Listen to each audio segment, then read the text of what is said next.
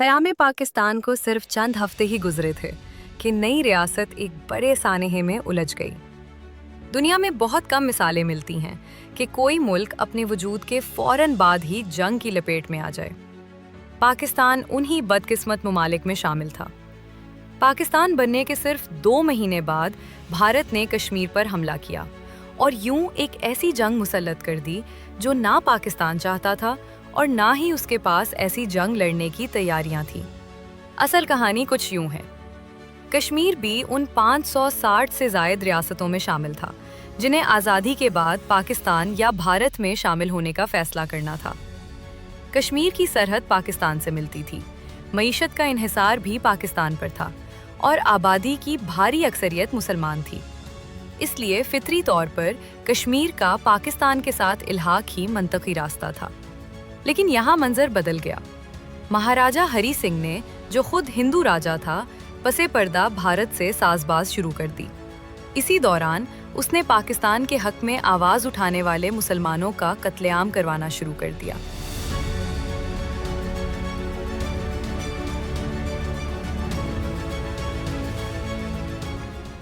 कश्मीरी अवाम ने ये खेल समझ लिया और हरी सिंह के खिलाफ बगावत खड़ी कर दी। पाकिस्तान से भी हजारों कबायली अपने मजलूम कश्मीरी भाइयों की मदद के लिए निकल खड़े हुए।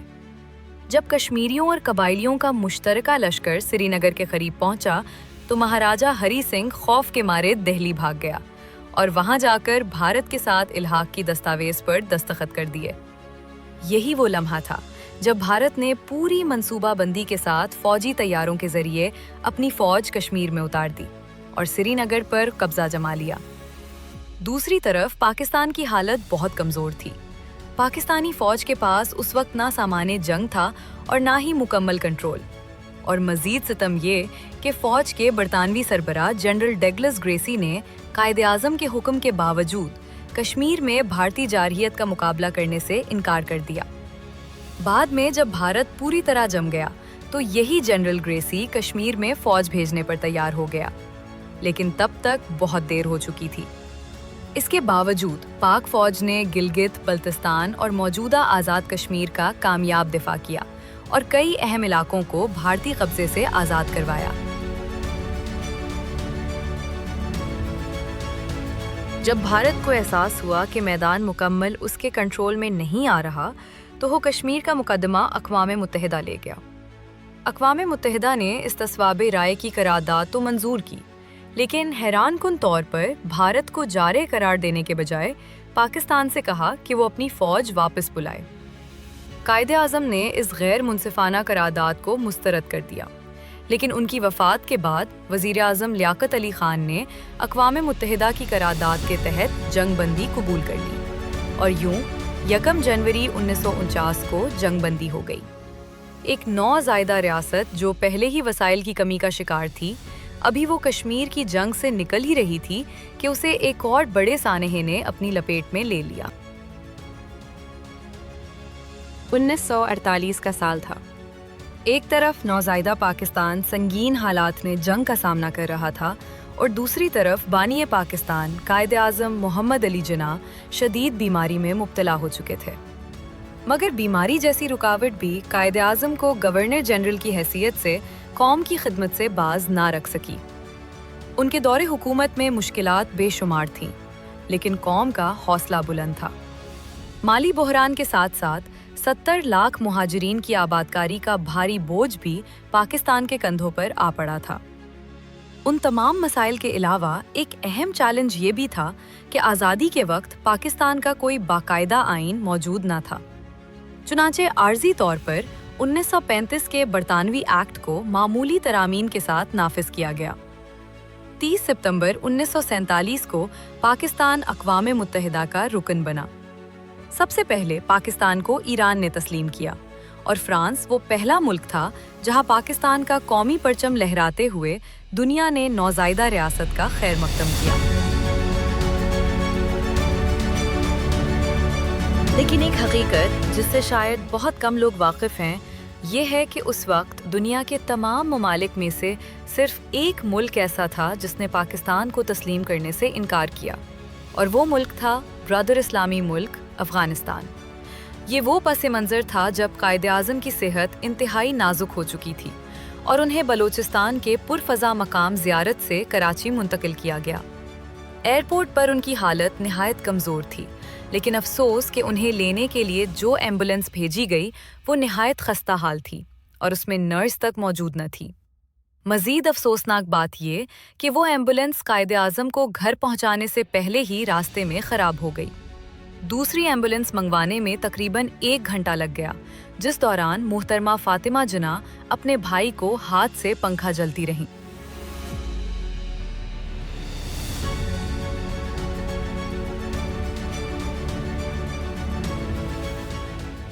آج تک یہ سوال تشنا جواب ہے کہ کیا قائد اعظم کے لیے خراب ایمبولینس بھیجنا ایک سازش تھی، یا پھر وہ صرف ایک ایسے ملک کی بے بسی تھی جو وسائل کی شدید کمی سے دوچار تھا۔ بعض روایتوں کے مطابق وزیر اعظم لیاقت علی خان کو قائد اعظم کی آمد کی اطلاع ہی نہ دی گئی، اور یہ بھی کہا جاتا ہے کہ اس وقت پورے کراچی میں صرف 2 ایمبولینسیں موجود تھیں۔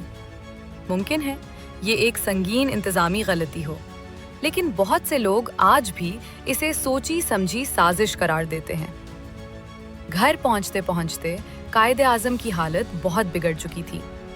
آخری لمحات میں ان کے پاس صرف محترمہ فاطمہ جناح اور ذاتی معالج موجود تھے۔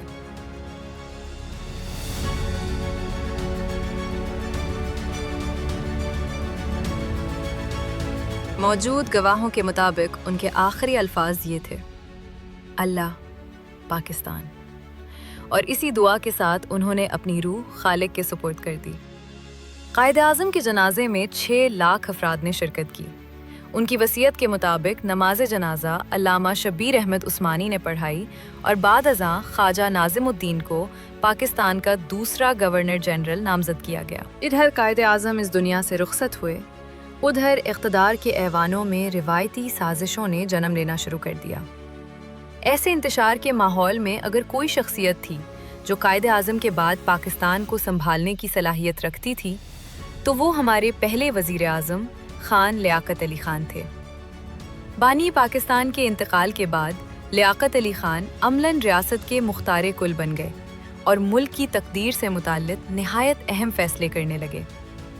ایک طرف پاکستان کا پہلا آئین تشکیل پا رہا تھا اور دوسری طرف ملک کو اپنی تاریخ کے سب سے بڑے فیصلوں میں سے ایک کا سامنا تھا، یعنی سرد جنگ کے دور میں امریکہ یا سوویت یونین میں سے کس کے کیمپ میں شامل ہونا ہے، یا پھر بھارت کی طرح غیر جانبدار رہنا ہے۔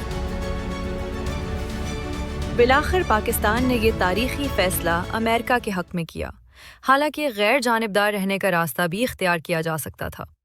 سوویت یونین کے رہنما جوزف اسٹالن اور امریکی صدر ہیری ٹرومن دونوں نے لیاقت علی خان کو دعوت دی تھی، مگر انہوں نے ماسکو کے بجائے واشنگٹن کا دورہ کیا۔ امریکہ میں ان کا غیر معمولی استقبال ہوا، لیکن اس کے بعد پاکستان اور سوویت یونین کے تعلقات شدید تناؤ کا شکار ہو گئے۔ امریکہ سے گہری وابستگی کے نتیجے میں پاکستان عالمی سیاست اور سرد جنگ کی الجھنوں میں الجھتا چلا گیا اور اس کی خود مختاری اور آزاد خارجہ پالیسی کو شدید نقصان پہنچا۔ آہستہ آہستہ پاکستان عالمی طاقتوں کے اعلی کار کے طور پر استعمال ہونے لگا، ایک ایسا راستہ جس کی قیمت پاکستان نے دہائیوں تک چکائی۔ لیاقت علی خان کے دور حکومت کا آخری سال نہایت ہنگامہ خیز ثابت ہوا۔ 1951 میں میجر جنرل اکبر خان نے حکومت کا تختہ الٹنے کی کوشش کی، جو ناکام رہی اور تمام کردار گرفتار کر لیے گئے۔ یہ پاکستان کی تاریخ میں حکومت گرانے کی پہلی عسکری کوشش تھی۔ 16 اکتوبر 1951 کو لیاقت علی خان راولپنڈی میں مسلم لیگ کے جلسے سے خطاب کرنے کے لیے اسٹیج پر آئے۔ اسی دوران شرکاء میں موجود سید اکبر نے اچانک فائر کیا، گولی سینے میں لگی اور پاکستان کا پہلا وزیر اعظم دن دہاڑے ہزاروں لوگوں کے سامنے شہید کر دیا گیا۔ روایات کے مطابق ان کے آخری الفاظ تھے: اللہ پاکستان کی حفاظت کرے۔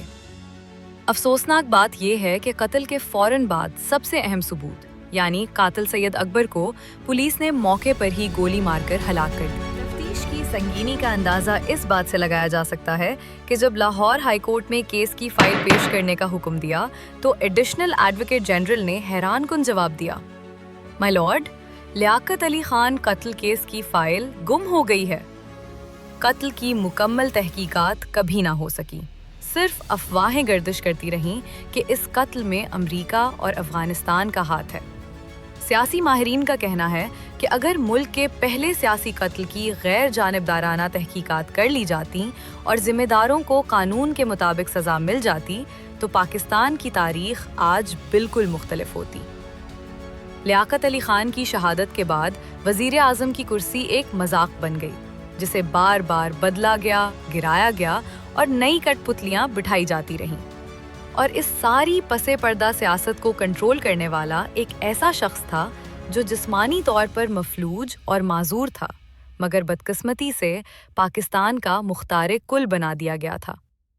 आखिर एक माजूर शख्स पाकिस्तान के स्याह सफ़ेद का मालिक कैसे बन गया, ये कहानी आपको बताएंगे अगले एपिसोड में। पाकिस्तान की स्टोरी अभी जारी है। अगर आप जानना चाहते हैं कि पाकिस्तान का नौजवान इतना मायूस क्यों है तो यहाँ टच करें और यहाँ देखें कैसे एक वाक़या ने पाकिस्तान की तारीख बदल दी। अगर आपको हमारी वीडियोस पसंद हैं और आप क्यूरियोसिटी के इस सफ़र में हमारे साथ चलना चाहते हैं तो हमारे चैनल को सब्सक्राइब करें, बेल आइकॉन को प्रेस करें, वीडियो को लाइक और शेयर करें। शुक्रिया।